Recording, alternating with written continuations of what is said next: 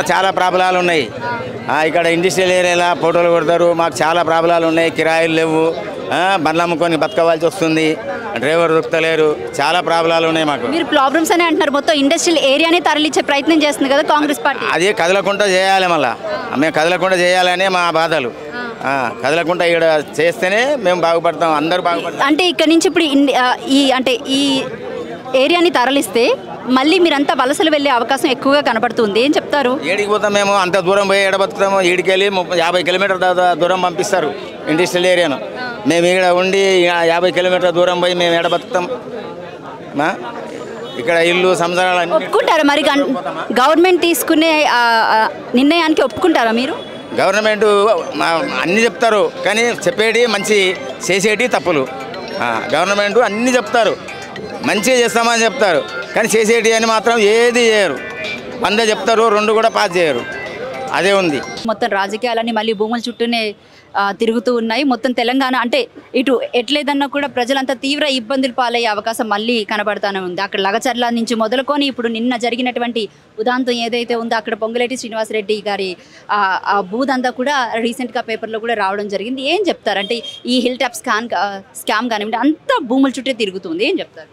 మొదట చెప్పాలంటే ఈ ఇండస్ట్రియల్ ల్యాండ్ భూమి ఏదైతే అమ్మాలని ప్రయత్నం చేస్తుందో ప్రభుత్వం, ఇది దుర్మార్గం.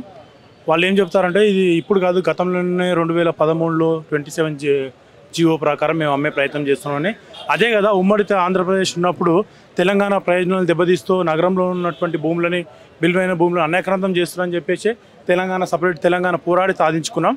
మళ్ళీ దాన్ని తిరగదోడి మళ్ళీ నగర నడిబొడ్డులు ఉన్నటువంటి ల్యాండ్స్ అమ్మాలంటే చాలా దుర్మార్గం అండి.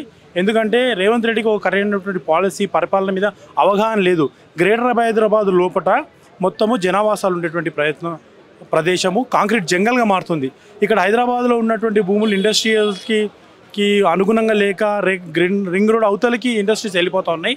అట్లాంటప్పుడు ఈ ఇండస్ట్రీస్ భూములు ఏవైతే ఉన్నాయో వాటన్ని ఎక్వైర్ చేసి ప్రజా ప్రయోజనాల కొరకు వాడాల్సినటువంటి అవసరం ఉంది. అది చేయకుండా నగరంలో ఉన్నటువంటి భూములను అమ్మి అప్పుడు కేసీఆర్ అమ్మలేదా అని మాట్లాడుతూ ఉన్నారు.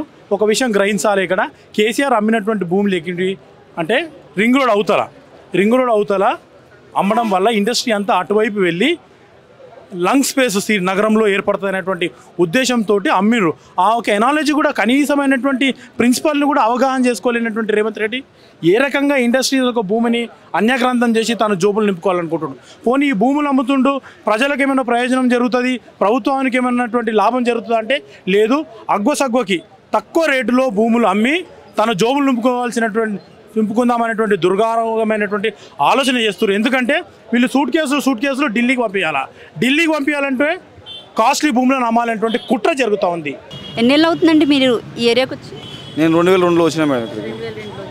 చాలా ఏళ్ళు అవుతుంది. ఇప్పుడు దాదాపు ఇక్కడ అంటే ఈ ఇండస్ట్రియల్ ఏరియాకి సంబంధించి చాలా మంది వలసలు వచ్చి మీలాగే దాదాపు ఇప్పుడు 45 ఏళ్ళు 50 ఇక్కడ ఒక రాష్ట్రం మన తెలంగాణ రాష్ట్రమే కదండి, వివిధ రాష్ట్రాల నుంచి పశ్చిమ బెంగాల్, ఒరిస్సా, బీహార్ నుంచి, ఛత్తీస్గఢ్ నుంచి మా కంపెనీలు పనిచేసేవారు కూడా ఉన్నారు. అందరూ వేరే రాష్ట్రాల నుంచి వచ్చి కొన్ని లక్షల మంది ఇక్కడ ఈ ఇండస్ట్రీల మీద ఆధారపడి బతుకుతున్నారు. కొన్ని లక్షల కుటుంబాలు ఉన్నాయి ఇక్కడ.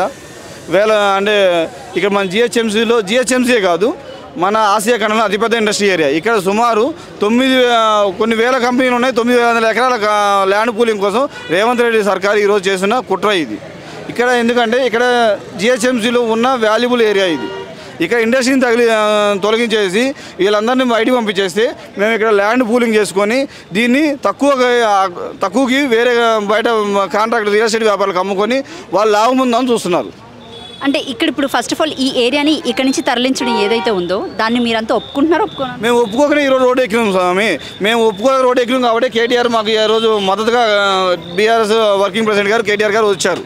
అది అంటే ఒకటి చెప్పండి నాకు, బేసిక్గా ఇంతమంది ఉన్న ఈ ఏరియాలో ఇంత పెద్ద స్కామ్ జరుగుతుంది కదా, మరి ఎందుకు మిగతా వాళ్ళు ఎవరు కూడా మాట్లాడట్లేదు? అది రాజకీయ ప్రయోజనాల కోసం కొంతమంది రావట్లేదండి. మేమైతే ఇక్కడ 20 సంవత్సరాల నుంచి మీకు ఇండస్ట్రీలో బతుకుతున్నాం కాబట్టి మేము ఈరోజు మీరు ఇండస్ట్రీ తీసేస్తామంటే మేము ఎక్కడికి పోవాలి? మీరు ఎక్కడో కడతా అంటారు, మళ్ళీ అక్కడికి మేము ఎట్లా పోవాలి? ఎక్కడి నుంచో ఇండస్ట్రీ లేకనే కదా నేను ఇక్కడికి వచ్చింది. ఇండస్ట్రీ మా ఊర్లో ఉంటే నేను ఇక్కడికి రాను కదా. ఆ రోజు ఊర్లో వదిలిపెట్టేసి ఇక్కడికి వచ్చి సొంత ఊరిని వదిలిపెట్టి ఇక్కడికి వచ్చినామంటే ఇండస్ట్రీ ఉందని చెప్పేసి ఈరోజు ఇక్కడ తీసేస్తే అంటే మళ్ళీ మేము వలసపోవాలి కదా. ఎక్కడికో వలసపోయి ఆ రోజు వచ్చినాం, మళ్ళీ ఇప్పుడు వలసపోవాలి, మళ్ళీ కొత్తగా స్టార్ట్ చేయాలి జీవితాన్ని. అక్కడ ఏమీ ఉండవు. ఇప్పుడు హాస్పిటల్స్ మా పిల్లల విద్య అన్నీ ఇక్కడ ఉన్నాయి కాబట్టి ఇక్కడ ఇండస్ట్రీస్ ఉన్నాయి కాబట్టి ఇవన్నీ వచ్చినాయి. ఇండస్ట్రీస్ లేకపోతే ఇక్కడ మేము ఉండము, ఎవరు ఉండరు. ఇండస్ట్రీస్ ఉంది కాబట్టి ఈరోజు జిహెచ్ఎంసీ ఇక్కడ వరకు వచ్చింది. ఇండస్ట్రీస్ లేకపోతే జిహెచ్ఎంసీ ఇక్కడ వరకు కాదు, అక్కడెక్కడో ఆగిపోయేది. జిహెచ్ఎంసీ ఈరోజు పెరిగింది అంటే, ఈరోజు జనాభా పెరిగింది అంటే, జిహెచ్ఎంసీ పెరిగింది అంటే దీనికి కారణం ఇండస్ట్రీసే. ఇక్కడున్న కార్మికులందరూ కూడా మాకు ఏ పొలిటీషియన్ మీద నమ్మకం లేదు, ఏ న్యూస్ పేపర్ మీద కూడా నమ్మకం లేదు అని చెప్తున్నారు. ఏం చెప్తారు మరి? మా పొలిటీషియన్స్ వాళ్ళు సపోర్ట్ చేసినా చెప్పిన ఈరోజు కేటీఆర్ గారు వచ్చారు, వాళ్ళు మాకు అండగా నిలబడడానికి వచ్చారు. పొలిటీషియన్స్ ఎవరు వచ్చినా రాకపోయినా, బీజేపీ వాళ్ళు వచ్చినా రాకపోయినా కూడా మేము ఈ ఉద్యమాన్ని తీవ్రతరం చేస్తాం. ఈ కార్మికులందరూ ఒకటే ఈ ఉద్యమాన్ని తీవ్రతరం చేసి ఈ ఇండస్ట్రీస్ని కాపాడుకుంటాం మేము.